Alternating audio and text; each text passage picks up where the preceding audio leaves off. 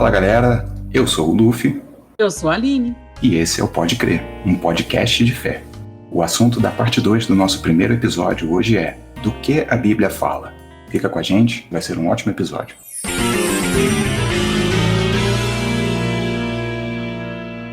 Vou responder agora algumas perguntas que foram feitas durante a divulgação do nosso primeiro episódio. Qual a periodicidade do Pode Crer? Os nossos episódios eles vão ser postados de 15 em 15 dias. O nosso Instagram é @umpodcastdefé. Então você pode nos seguir lá, nós sempre postamos alguma coisa sobre o conteúdo, sobre bastidores, algumas interações também, então vocês podem nos acompanhar por lá. Nosso e-mail ele é crerpod@gmail.com. Se você tiver alguma dúvida, alguma sugestão, quiser fazer algum comentário, pode tanto mandar pelo direct do Instagram, como pode mandar e-mail para a gente. Onde você pode ouvir o Pode Crer? Você pode ouvir pelo Spotify, pelo Amazon Music, pelo Google Podcasts, pelo YouTube, pelo Anchor, pelo Breaker, pelo Radio Public e pelo Pocket Casts. Nós temos também o nosso canal do Telegram. É só você clicar lá na bio do nosso Instagram, você cai direto no canal do Telegram e você vai ter também acompanhando por lá todos os episódios e todos esses links também você pode encontrar lá. Caso você tenha algum problema, fala com a gente manda para você pelo WhatsApp o arquivo de áudio para você ouvir. O importante é que você ouça, que você aprenda, né, o que nós estamos tentando aqui passar para vocês, para que vocês compartilhem com os irmãos, compartilhem no grupo das suas igrejas, seus grupos de jovens. E também, quando for nos ouvir, quando estiver ouvindo, tira print, marca a gente. Isso é importante para que a gente continue crescendo.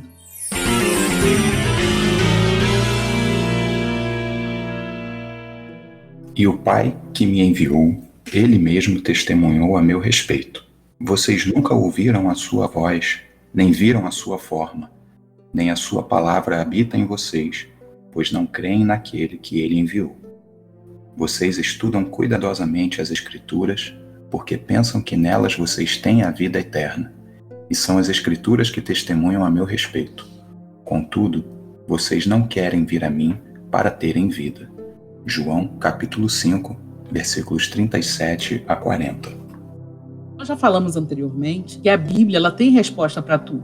Agora a gente vai ver como podemos conectar o mundo real com a Bíblia. A Bíblia muitas vezes pode parecer distante, porém ela se encontra muito acima dos nossos achismos, da nossa percepção da realidade. É através dela que abrimos verdadeiramente os olhos para o que é real. Então, a Bíblia foi escrita há muito tempo mesmo. Temos o Antigo Testamento e o Novo Testamento, duas grandes divisões da Palavra de Deus. Além de muito tempo desde que ela foi escrita, temos uma distância que é devida ao idioma.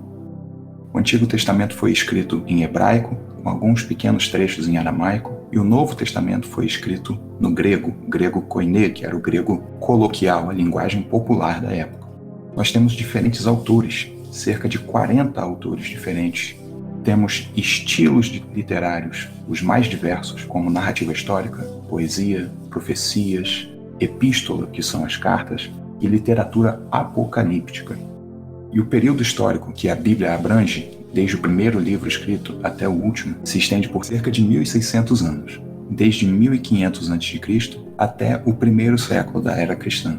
Durante esse período de cerca de 1.600 anos, que se encerrou há quase 2.000 anos atrás, este livro, este documento belíssimo, foi escrito na sua totalidade. E apesar de toda essa diversidade, né, Luffy, a leitura e o estudo da Bíblia revelam que há um tema em comum a todos esses 66 livros, que a gente pôde ver com a sua explicação, que foram escritos em localidades, épocas e culturas diversas. E esse tema em comum é Jesus Cristo, Filho de Deus, que veio ao mundo para chamar os pecadores ao arrependimento, como ele mesmo declara lá em Lucas 5,32, e resgatá-los. E é a passagem conhecidíssima que a gente vai encontrar lá em João 3. Eu queria até pegar um pouquinho antes do 16, então João 3, do 14 ao 16, onde a gente vai encontrar Jesus declarando assim: da mesma forma como Moisés levantou a serpente no deserto, assim também é necessário que o Filho do Homem seja levantado, para que todo o que crer nele tenha vida eterna.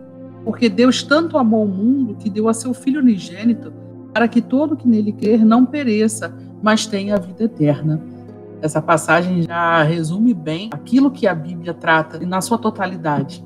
A gente vai ver uma história, então, de criação, queda e redenção. Claro, você não vai ler Jesus escrito literalmente em todas as páginas da Bíblia, mas você vai ler sobre um Deus criador, sobre a queda do homem, sobre as consequências dessa queda e, por fim, a gente vai entender o tamanho da misericórdia desse Deus que criou um plano de redenção para o seu povo que estava separado dele por causa do pecado. Então a gente vai ver que existe início, meio e fim, e Jesus está em todos eles. Olha que legal, né? Existe início, meio e fim, e Jesus está em todos eles.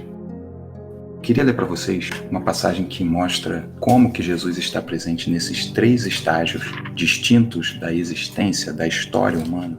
É o que Paulo escreve aos Colossenses, lá no 1º capítulo, versículos 13 a 23. Pois ele nos resgatou do domínio das trevas e nos transportou para o reino do seu Filho amado, em quem temos a redenção, a saber, o perdão dos pecados. Ele é a imagem do Deus invisível, o primogênito sobre toda a criação, pois nele foram criadas todas as coisas nos céus e na terra, as visíveis e as invisíveis, sejam tronos ou soberanias, poderes ou autoridades, todas as coisas foram criadas por ele e para ele. Ele é antes de todas as coisas, e nele tudo subsiste. Ele é a cabeça do corpo, que é a igreja. É o princípio e o primogênito dentre os mortos, para que em tudo tenha a supremacia. Mas foi do agrado de Deus que nele habitasse toda a plenitude, e por meio dele reconciliasse consigo todas as coisas, tanto as que estão na terra quanto as que estão nos céus, estabelecendo a paz pelo seu sangue derramado na cruz. Antes vocês estavam separados de Deus, e na mente de vocês eram inimigos por causa do mau procedimento de vocês.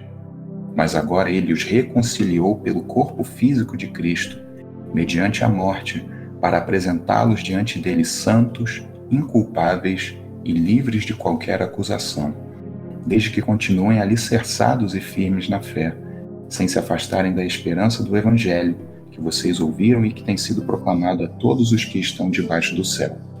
Esse é o Evangelho do qual eu, Paulo, me tornei ministro. Essa passagem é riquíssima, é um texto muito lindo, muito belo, muito profundo da palavra de Deus. Eu já tive até a oportunidade de pregar sobre ele, e ele nos mostra justamente aquilo que a Aline estava comentando com a gente. A partir do versículo 13 nós vemos que nós fomos resgatados do domínio das trevas e transportados para o reino do Filho amado de Deus. Paulo começa a sua carta falando de Deus Pai, e a partir daqui do versículo 13 ele mostra qual é esse grande plano que é o centro de toda a temática que você vê ao longo da palavra de Deus. Que nós fomos resgatados das trevas, nós fomos transportados, movidos, transformados. Nós éramos dominados pelas trevas, mas agora nós estamos no reino do amor de Deus, manifestado em seu Filho Jesus Cristo. Esse é o tema central das Escrituras. E em Jesus Cristo, versículo 14 nos ensina, nós temos a redenção, a saber, perdão dos pecados. E aqui nós já começamos a entender qual é a grande proposta da revelação bíblica, daquilo que Deus decidiu revelar a partir de si mesmo para que o homem soubesse. Nós temos a possibilidade da redenção, a possibilidade do perdão dos nossos pecados, mediante a fé em Jesus Cristo, que é o Filho amado de Deus Pai, por meio de quem nós recebemos esse resgate, essa redenção. E Paulo continua falando de Jesus. A partir do versículo 15, ele mostra que Jesus ele é um com Deus, ele é a imagem do Deus invisível. Deus é Espírito, Jesus mesmo revela isso lá em João capítulo 4. E Jesus Cristo ele é a imagem do Deus Todo-Poderoso, do Deus Altíssimo, que é o Deus invisível, Espírito. E Paulo vai falando também sobre Jesus, que sendo o primogênito de toda a criação, nele foram criadas todas as coisas nos céus e na terra. Ou seja, a criação, a criatividade de do nada fazer todas as coisas existirem está em Jesus. reside em Jesus, pois Ele é um ser, Ele existe antes de todas as coisas e nele tudo subsiste. É interessante a gente pensar nessa ideia que vai contra um certo pensamento pré-iluminista até de pessoas que acreditavam na ideia de um relojoeiro, que Deus ele criou as regras naturais da física e química, por exemplo, executou a criação e aí, como um relojoeiro dá a partida no seu relógio de corda, deixou que o mundo seguisse o seu próprio rumo. Mas não é isso que a palavra de Deus nos ensina. O versículo 17 fala claramente: nele, em Jesus Cristo, tudo subsiste. Tudo existe porque está nele. Tudo existe porque ele existe. Tudo existe porque ele mesmo decidiu que seria assim. Ele criou e ele mantém todas as coisas. E ele é a cabeça do corpo, que a igreja, o versículo 18 nos revela. É o princípio e o primogênito dentre os mortos, para que em tudo tenha a supremacia. Então nós vemos que esse resgate é um tema central. Paulo está falando sobre isso antes de introduzir esse trecho a partir do versículo 15, que é um cântico na realidade. Ele já fala sobre esse resgate. Ele lembra que Jesus é o princípio de todas as coisas. E aqui, depois de falar sobre essas verdades eternas e universais, versículo 19 e 20, ele lembra do ministério de Jesus Cristo, que é aquele enviado por Deus para reconciliar nele mesmo todas as coisas, tanto as que estão na terra quanto as que estão nos céus, estabelecendo paz pelo seu sangue derramado na cruz. Tudo isso chega no ápice no versículo 21, em que Paulo resume da seguinte maneira: nós estávamos separados de Deus, éramos inimigos de Deus por causa do nosso mau procedimento, por causa do nosso pecado. Versículo 22. Agora Deus nos reconciliou pelo corpo físico de Cristo, mediante a sua morte, para nos apresentar diante dele santos, inculpáveis e livres de qualquer acusação. Ou seja, Paulo, em 11 versículos da sua carta, ele trata criação, queda e redenção, mostrando de maneira absoluta que Jesus está presente em todos esses grandes estágios da existência humana. Olha, depois dessa exposição, Colossenses 1, 13 a 23, eu não queria nem falar mais nada, tá? Mas eu queria comentar de um outro ponto de vista, mas concordando com o que você disse, e o que a gente está tentando trazer aqui. A Bíblia, ela é relevante porque ela fala da minha realidade. A minha realidade está na Bíblia. São 1185 capítulos dela que se desenrolam através da mesma época da história humana em que eu vivo, ou seja, é a época que existe pecado no mundo. Eu li Eclesiastes esses dias e estava pensando que tem tudo a ver com esse tema, que quando Salomão diz que não há nada de novo embaixo do sol. E não tem mesmo, o pecado continua existindo, as pessoas continuam agindo por influência do pecado. A realidade é essa, nada mudou. A Bíblia ela tem 1189 capítulos e apenas os 2 primeiros e os 2 últimos se situam no ambiente livre do pecado. A Bíblia fala de um assunto essencial e comum a qualquer ser humano. Quem nós somos, criação de Deus. Qual o nosso grande problema? Que é o pecado. E qual a solução perfeita que Deus nos deu? É Jesus Cristo. Isso não vai mudar. É disso que a Bíblia fala. Nós olhamos a perspectiva da redenção, nós olhamos para Jesus Cristo. E isso confirma aquela conclusão que nós chegamos no episódio passado, de que a Bíblia ela tem resposta para tudo.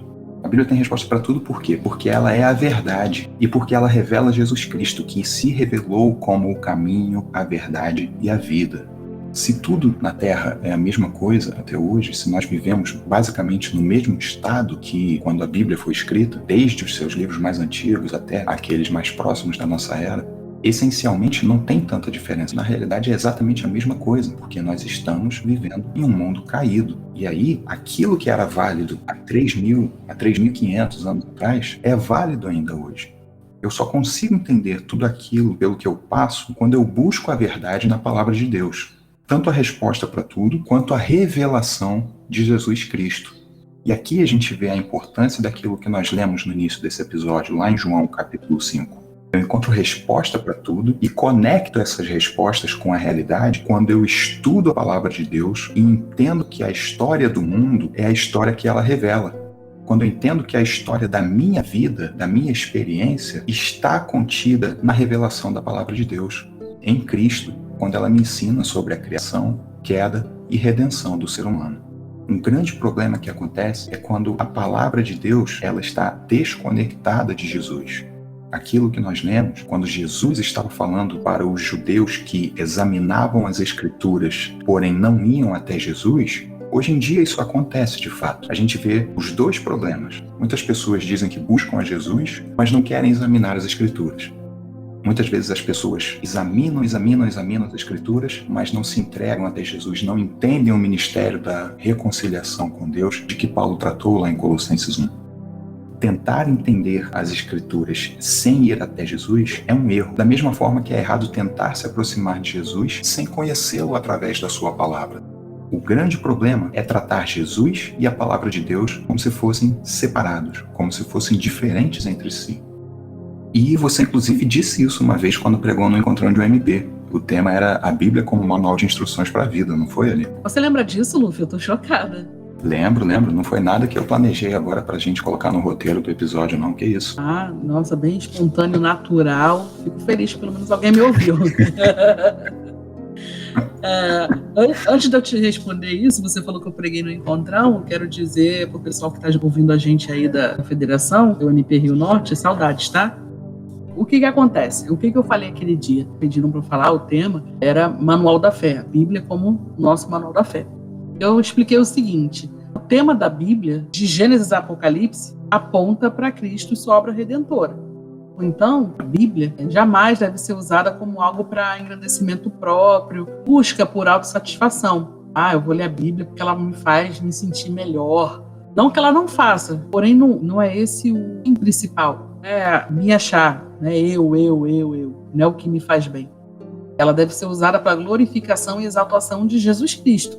Então a gente não lê a Bíblia como muitas pessoas fazem, porque ela tem passagens bonitinhas, coisinhas que massageiam o nosso ego, mas sim porque a gente encontra Jesus nela. E isso é o que vai guiar a minha vida. Jesus Cristo é a base de sustentação da minha fé. Então, se é Ele quem sustenta a minha fé, se Ele é minha base, eu preciso me relacionar com Ele, encontrá-lo, onde Ele se revela, que é justamente nas Escrituras. Então, eu leio a minha Bíblia, eu procuro estudá-la, eu procuro praticar o que aqui está escrito, porque Jesus está aqui. Eu sei que Ele é o responsável pela minha nova vida. Antes era somente de escravidão do pecado. Então, se a minha fé é sustentada por esse Jesus, se eu creio realmente nisso, eu mergulho onde ele se encontra, que é na palavra. Amém. Dessa forma, nós concluímos o episódio de hoje, lembrando que a fé vem por se ouvir a mensagem, e a mensagem é ouvida mediante a palavra de Cristo. Romanos capítulo 10, versículo 17.